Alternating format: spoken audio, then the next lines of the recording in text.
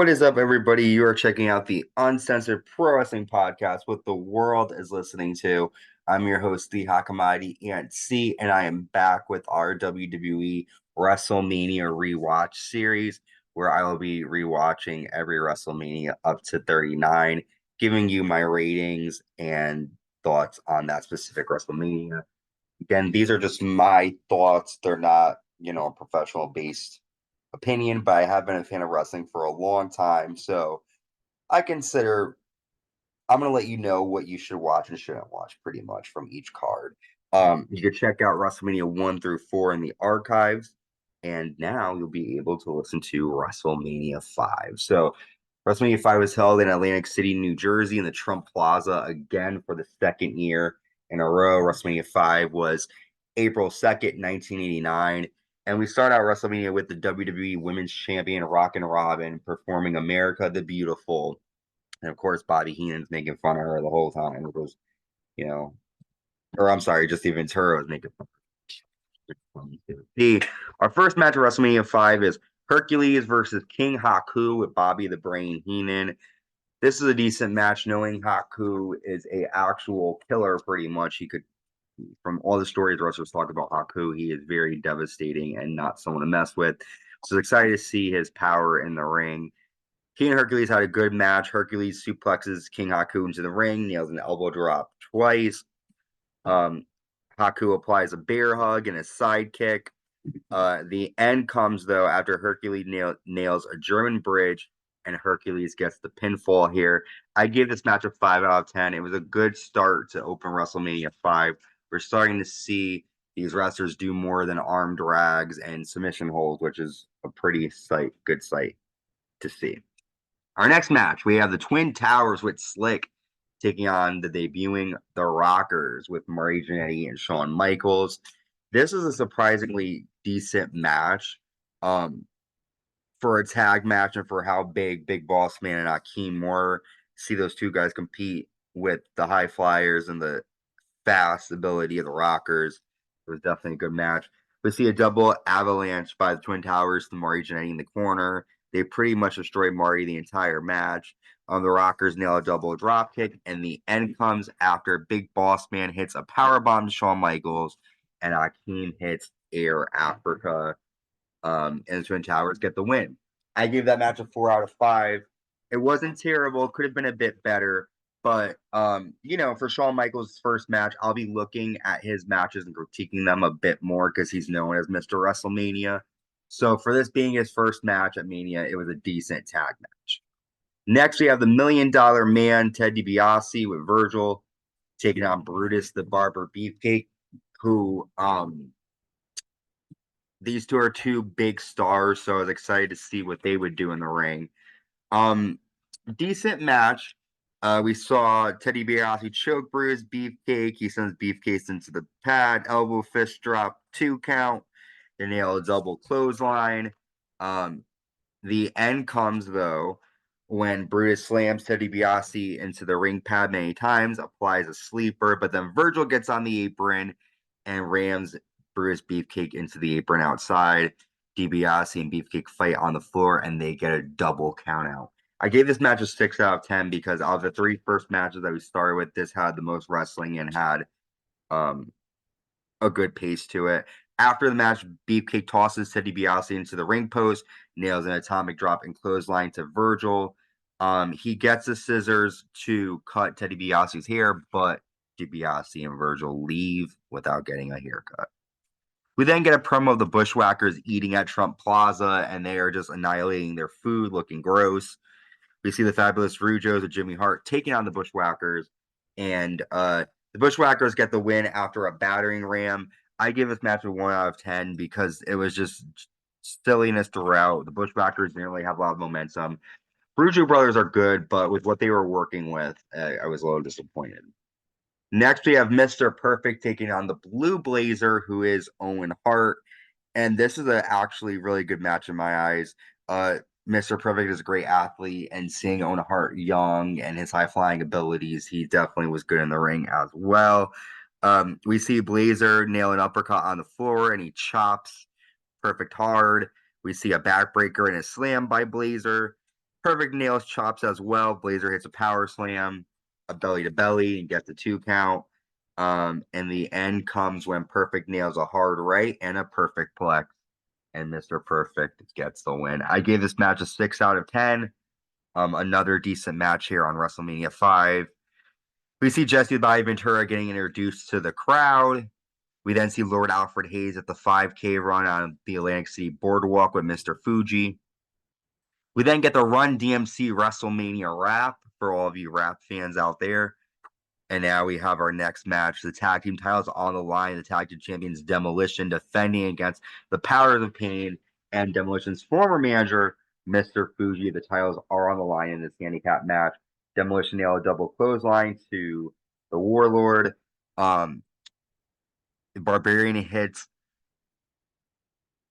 Axe with a big boot, and he has a running shoulder block.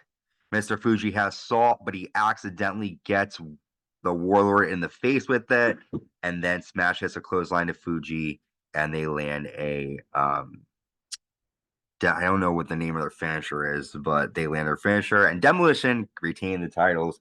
I give this match a 4 out of 10 because Mr. Fuji was involved.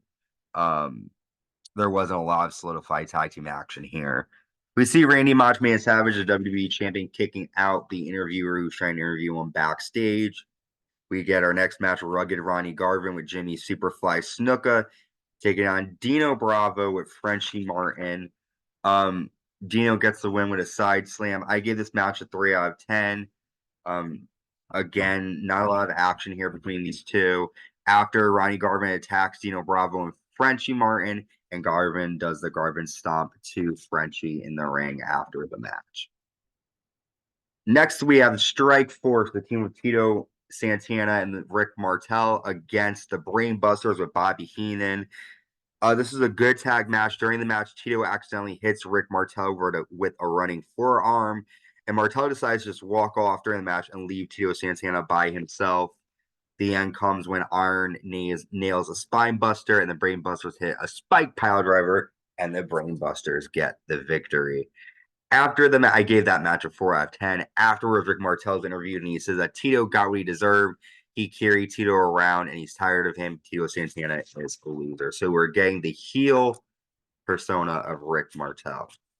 Next, we have a big segment here. We have the return of Piper's Pit, but Brother Love comes out dressed up in a kilt, kind of like Roddy Piper, and Brother Love says, "I love you. Welcome to the Brother Love Show." As my guest, Brother Rodney, here's my guest, Brother Rodney Piper, and he starts talking to himself, pretending to be Roddy Piper. Love says, "Tell me who was your favorite TV show and who's your favorite TV personality." And Brother Love says, "You're my favorite of all time. I tape it to watch you. I love everything you do. I'm an actor now. I know it's good TV." That's when Morton Downey Jr., Revere talk show host, comes out, and Downey says, "I don't want a guy wearing a skirt to love me. You're not running nothing, fat boy." So, some comments there by Downey Jr. And then the real hot rod of Rowdy Roddy Piper comes out and returns. And Piper says, "I hear you asked for me. You have nice childbearing hips. You got them Betty Davis knees, son. You took my show. Have you ever heard of the Oprah diet? Brother Love, with cute little knees like that, the only thing that bothers me is your face is so red." And then Brother Love says, "You can't scare me." And then he gets scared by Piper. And Piper says, "We know that Brother Love's a liar. I watched you telling everyone how much you love them, but did you fight anyone?" Brother Love says, "I'm a lover, not a fighter." And Piper says, "If this guy makes it to heaven, we're in for sure. Are you from Scotland?" And Brother Love says, "I'm a little Scottish, but no." And Piper says, "Under that skirt, I'll bite your face off." And then Piper pulls off the kill to Brother Love. Brother Love runs backstage. And then Piper starts to talk to Morton Downey Jr. Piper says, "Please don't blow smoke in my face," after Morton does it numerous times. He does it again and again. And then finally, Downey refers to Piper as a tranny, and he blows smoke in his face one more time. And Piper says, "Can you light up one for me?" And then Piper sprays Morton Downey Jr. with a fire extinguisher. Funny segment here for WrestleMania. I don't think it needed to be as long as it was, but good to see Roddy Piper get involved again. Donald Trump gets interviewed backstage. Former president. Good to see him, I guess. Next, we have a special match here: Jake the Snake Roberts versus Andre the Giant, with Bobby the Brain Heenan with special guest referee Big John Studd. This really was probably one of the worst matches on the card. Teddy DiBiase attacks Jake Roberts and runs off. Andre attacks Big John Studd, and then Jake Roberts gets Damien, and Andre runs out. Jake gets the win by DQ. And I gave that match a 2 out of 10 because really nothing great. We see Sensational Sherry getting interviewed, and she trashes Rockin' Robin and makes fun of Miss Elizabeth for the Mega Powers exploding tonight. We see the Hart Foundation next, defeating the team of Greg Valentine, Honky Tonk Man, Rhythm and Blues with Jimmy Hart. Bret Hart hits the Honky Tonk Man with a megaphone after Jimmy tries to use it, and the Hart Foundation get a win here. I gave that match a 3 out of 10 because, again, without the megaphone use, there really wasn't much of it. Next, we have our WWE Intercontinental title on the line. The Intercontinental Champion, the Ultimate Warrior, defending against Ravishing Rick Rude, with Bobby the Brain Heenan by Rude's side. A Warrior hits a running tackle and a clothesline. Ravishing hits a Russian leg sweep. Warrior suplexes Ravishing into the ring, but Bobby holds Warrior's legs down, and Ravishing Rick Rude is able to steal the victory and become our new WWE Intercontinental Champion. I gave that match a 4 out of 10. After Warrior attacks Bobby Heenan and gets some justice, although he's not champion anymore. Next, we see Bad News Brown taking on Hacksaw Jim Duggan, and I gave this a 1 out of 10. It was just these two men hitting each other with chairs, and then Jim Duggan grabs a 2x4, they fight, and that was it. There really wasn't anything from that.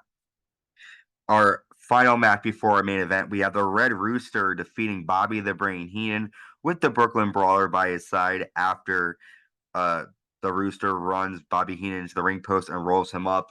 I gave this match a 1 out of 10 as well because really nothing good from it. And we have come to our main event. The Mega Powers will explode. WWE Champion, the Macho Man Randy Savage versus Hulk Hogan. And Hogan, well, in the neutral corner, we have Miss Elizabeth. And this is a good match between the two. I give it a 6 out of 10. I won't spoil what happens during the main event, but I will tell you that Hulk Hogan gets the win. And it's definitely worth watching. I give it a 6 out of 10. For the main event, the past couple of main events, this was probably the best one here, aside from, yeah, I'd say this is the best one, the best main event of the first 5 WrestleManias. Overall, I give this WrestleMania a 5 out of 10. There were some good matches. Teddy DiBiase versus Brutus Beefcake, The Rocker versus the Twin Towers, Savage versus Hogan. And then there were some duds, the Bushwhackers versus the Rujos, Jake Roberts versus Andre. But all in all, better WrestleMania than most. So I give this WrestleMania a 5 out of 10. And let me know your thoughts. What was your favorite match from WrestleMania 5? Favorite moment? Did you like the Piper's Pick segment? Do you agree or disagree with my ratings? Do you think it was a 10 out of 10? Let me know. If you think it was even worse than what I gave it, let me know. Our next episode will be WrestleMania 6, and that will be dropping soon. Make sure to be on the lookout for that. Check out the Uncensored Pro Wrestling podcast on Anchor, Apple Podcasts, Spotify, Amazon Music, wherever you get your podcast. Also, you can check us out on YouTube. Search the Uncensored Pro Wrestling Podcast, subscribe, like, and hit that notification bell to stay notified when the next WrestleMania recap comes out. We also have many other recaps on there. We got Attitude Years. We're covering 1999. We have every WWE pay-per-view of 2023 recap for you. Just check it out in the archives. Until next time, stay safe and stay uncensored.